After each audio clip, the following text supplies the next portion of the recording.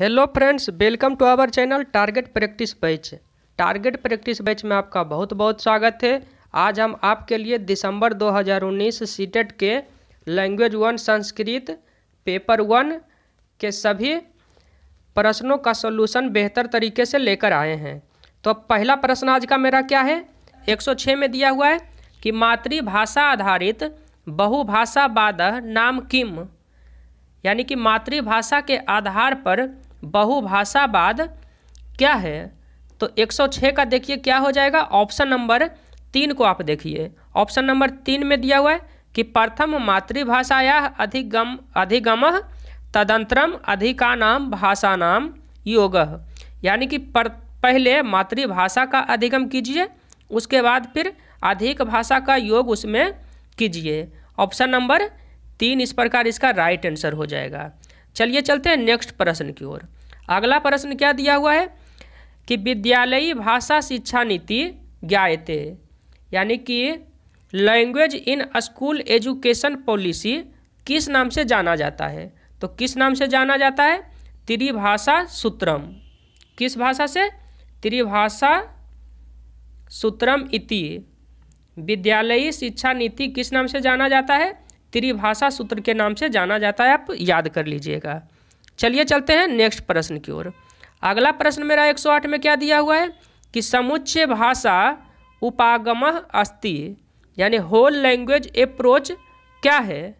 तो whole language approach मेरा क्या है, 108 नंबर में देखिए आप कि विद्यार्थी नाम भाषा अधिगम भवति भाषिक खंडेभ्य अनंतरम ते वर्णाम अक्षरा नाम च बोधम कुर्वन्ति इति अवधारणा। ऑप्शन नंबर 2 इस प्रकार इसका राइट आंसर हो जाएगा। चलिए चलते हैं नेक्स्ट प्रश्न की ओर। 109 नंबर में दिया हुआ है क्या कि भाषाधिगमार्थम कंठस्थीकरणम अंग रूपेण भाषा शिक्षणस्य कः उपागमः स्वीकरोति, यानी भाषा का अधिगम कंठस्थ करने के अंग के रूप में भाषा शिक्षण कौन सा उपागम को स्वीकार करती है। तो कौन सा उपागम को स्वीकार करती है, 109 का व्याकरण अनुवाद पद्धति, यानी कि भाषा में सुधार लाने के लिए किस चीज़ की आवश्यकता होती है, तो व्याकरण अनुवाद पद्धति की, grammar and translation method. Option number 2 इसका राइट आंसर हो जाएगा। चलिए चलते हैं नेक्स्ट प्रश्न की ओर। अगला प्रश्न मेरा दिया हुआ है कि काव्या एका भाषा शिक्षिका अस्ति स विषयानुगुणम शब्दानाम आहरणम कर्तुम तेषां सह गामी शब्दानाम च आहरणम कर्तु छात्रान् निर्देशति ऐसा योजना पद्धति ज्ञायते। मतलब ये जो योजना है, पद्धति है, वो किस नाम से जाना जाता है। तो किस नाम से जाना जाता है, विन्यास पद्धति। ऑप्शन नंबर 1 इसका हो जाएगा कि विन्यास इति, विन्यास पद्धति के नाम से ये जाना जाता है। क्वेश्चन नंबर 111 को देखिए।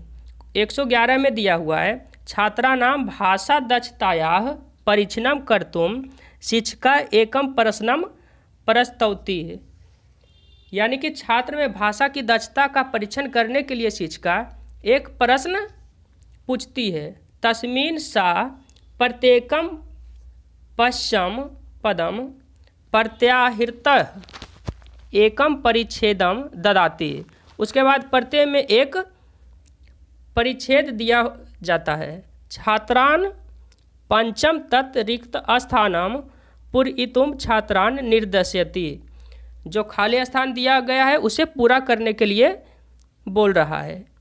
एवं प्रकार कह परीक्षा विधि ज्ञायते, ये परीक्षा विधि किस नाम से जाना जाता है, तो ये जाना जाता है क्लोज परीक्षा इति, ये क्लोज टेस्ट के रूप में जाना जाता है।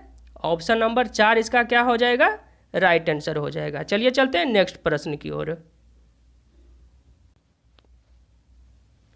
112 नंबर में देखिए क्या दिया हुआ है, संभाषण समय उचितेन उच्चारणेन सह समुचित शब्दानाम समुचित कर्मणेम प्रयोगः। संभाषण यानी कि बातचीत करते समय उचित उच्चारण के साथ साथ समुचित शब्द, और समुचित शब्द जो है वो भी समुचित कर्म में प्रयोग किया जाता है, उसे किस नाम से हम जानते हैं?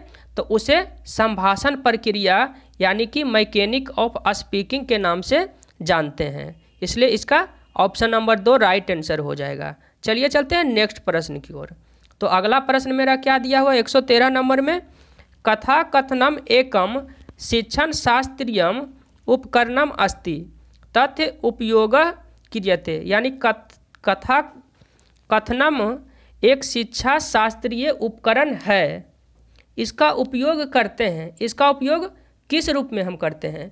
तो इसका उपयोग जो है वो भाषा साहित्य कौशलस्य विकासार्थम, यानी कि भाषा साहित्य के कौशल के विकास में करते हैं। ऑप्शन नंबर 3 इनका राइट आंसर हो जाएगा। चलिए चलते हैं 114 नंबर की ओर। ससंदर्भम व्याकरणम नाम, लैंग्वेज इन कॉन्टेक्स्ट नाम। ससंदर्भम व्याकरणम नाम क्या है, उसे आइए हम पता करते हैं। 114 नंबर में दिया हुआ है क्या, स्वाभाविक भाषायाः उदाहरणेषु रूपाणां परिचयः तथा च संदर्भे तेषां अध्ययनम, यानी कि स्वाभाविक भाषा उदाहरण के रूप में परिचय तथा च संदर्भ है, यानी उसके संदर्भ में उसका अध्ययन जो है वो क्या कहलाता है? ससंदर्भम व्याकरणम नाम से जाना जाता है। इसलिए इसका ऑप्शन नंबर 3 सही उत्तर हो जाएगा। अब चलिए चलते हैं नेक्स्ट प्रश्न की ओर। अगला प्रश्न मेरा दिया हुआ है क्या, अधोलिखितेषु कस्य कौशल विकासार्थ लेखनम इत्यस्मिन् ग्रहणम न भवेत्, मतलब अधोलिखित किस कौशल विकास के अर्थ के लेखन इत्यस्मिन् ग्रहणम न भवेत्, उसका ग्रहण नहीं होता है। तो 115 नंबर में क्या हो जाएगा, कस्यचित् कार्यक्रमस्य कृते योजना पत्र लेखनम, यानी कि राइटिंग एजेंडा के तहत ये नहीं होगा। इसलिए ऑप्शन नंबर क्या हो जाएगा, 4 हो जाएगा। सारांश लेखनम इसके अंतर्गत आ जाता है। पठन समय टिप्पणी लेखनम ये भी आ जाता है। व्याख्यान समय टिप्पणी संकलनम यानी कि नोट टेकिंग भी आ जाता है, लेकिन राइटिंग एजेंडा इसके अंतर्गत नहीं आता है। इसलिए ऑप्शन नंबर 4 इसका राइट आंसर हो जाएगा। चलिए चलते हैं नेक्स्ट प्रश्न की ओर। क्वेश्चन नंबर 116 में देखिए, पाठ्य पुस्तक निर्मातारः वृत्तपत्र पत्रिकादि मूल लेखेभ्यः पाठान् कविताः वर्णानि समाहृत्य पाठ्यपुस्तकेषु नियोजयन्ति किम अर्थम, किस अर्थ में इसका नियोजन करता है? तानि पठनार्थम उपयोगिनी भवन्ति, ये भी नहीं होगा। अभ्यास प्रश्नानाम निर्माणे तेषाम उपयोगिता भवति, यानी कि अभ्यास का जो प्रश्न दिया हुआ रहता है उसका निर्माण उनको उपयोगी लगता है, ये भी नहीं होगा। तो इसका राइट आंसर कौन सा हो जाएगा? इसका हो जाएगा ऑथेंटिक लैंग्वेज, यानी ऑथेंटिक लैंग्वेज किस में दिया हुआ है? ऑप्शन नंबर 1 में दिया हुआ है, जो सभी को ध्यान में रख के बनाया जाता है। अब चलिए चलते हैं नेक्स्ट प्रश्न की ओर। अगला प्रश्न मेरा क्या है कि शिक्षिका एकम पाठम स्वगत्या पठती, एक पाठ को स्वयं वो पढ़ती है। विद्यार्थिनः समूहेषु विभज्य मुख्य बिंदून् आदाय पाठस्य पुनर्निर्माणं कुर्वन्ति एवं विधि कार्यम अस्ति। शिक्षक पढ़ रहा है और विद्यार्थी का समूह जो है वो मुख्य बिंदु का पुनर्निर्माण कर रहा है, उसे नोट करते जा रहा है। तो ये विधि किस विधि के अंतर्गत आ जाता है? तो ये विधि जो है वो व्याकरण श्रुत लेख, यानी कि शुद्ध सुनकर लिख रहा है मुख्य बिंदु को, व्याकरण श्रुत लेख ग्रामर डिक्टेशन के अंतर्गत ये आ जाता है। चलिए चलते हैं नेक्स्ट प्रश्न की ओर। अगला प्रश्न मेरा क्या दिया हुआ है?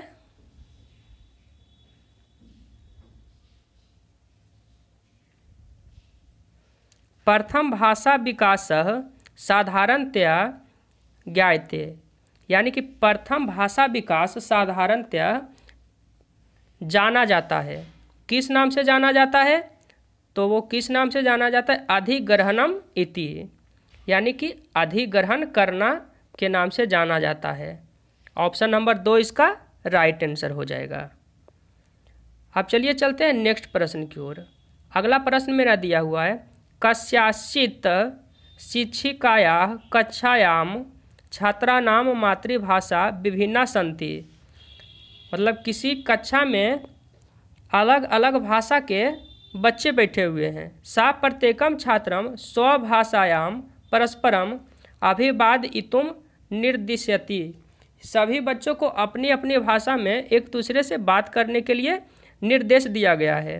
प्रतिदिनं छात्राः विभिन्न भाषाणां शब्दे सह परिचयार्थम प्रयत्नशीलाः भवति। विभिन्न भाषा में एक दूसरे के साथ अपना परिचय दिन प्रतिदिन देता है। एवं शिक्षिका साधन रूपेण अधोलिखितेषु कतमम आश्रयति। और शिक्षिका जो है वो साधन के रूप में निम्न में से किस पर आश्रित रहती है? तो किस पर आश्रित रहती है? क्वेश्चन नंबर 19 के अनुसार क्या हो जाएगा? संसाधन के रूप में, बहुभाषावाद के रूप में वो आश्रित रहती है। बच्चा जब वर्ग में अलग अलग भाषा बोलेगा तो एक दूसरे का अनुसरण करेगा और उस भाषा को वो सीखेगा। इससे क्या होगा कि विभिन्न प्रकार के भाषा को वो अधिग्रहण कर सकेगा, जिसके संसाधन के रूप में वहाँ पे शिक्षिका मौजूद है। चलिए चलते हैं अंतिम और 120वें प्रश्न की ओर। 120 प्रश्न में क्या दिया हुआ है? विद्यार्थिभ्यः एकस्याः भाषायाः परिचयार्थम कथम मार्गम न समुचित। मतलब विद्यार्थी एक भाषा के में परिचय देता है तो कौन सा मार्ग उचित नहीं है? कौन सा मार्ग उचित नहीं है? तो इसका हो जाएगा वर्णमालायाः अक्षराणाम शिक्षणेन। ऑप्शन नंबर 3 इसका राइट आंसर हो जाएगा। यदि आपको मेरा वीडियो अच्छा लगता है तो मेरे चैनल को शेयर, सब्सक्राइब और लाइक ज़रूर कीजिएगा। चलिए फिर मिलते हैं अगले वीडियो में, तब तक के लिए धन्यवाद।